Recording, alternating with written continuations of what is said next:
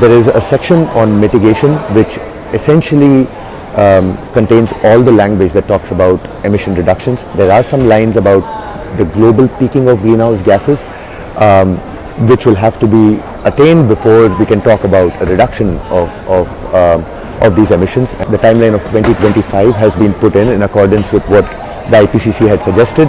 While this year is not necessarily controversial, what is controversial is who does what in trying to approach this peak, who reduces the most so that a global peak can be attained. And India's position on this has been pretty clear that developed countries that have used up more carbon space than those who are developing right now need to take the lead on this matter and need to double their efforts on emission reduction so that we can reach a global peak earlier. Importantly, there is also text that refers to the future of fossil fuels and how energy transition needs to move forward. There is some language that has been borrowed from the G20 New Delhi Leaders Declaration around the tripling of renewable energy, as well as pursuing efforts to double the rate of energy efficiency improvements, which is fairly palatable from an Indian perspective.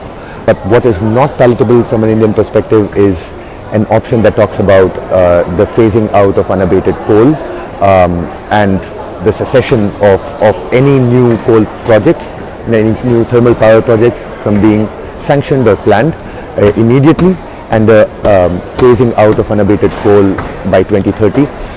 This has been something that the Indian government has had a pretty strong stance about, and we have maintained through the years that we see coal having a future in the country at least until the early 2040s. Importantly, this is the first time at a COP that a phase out or a phase down of fossil fuels is being spoken about in like a very official forum.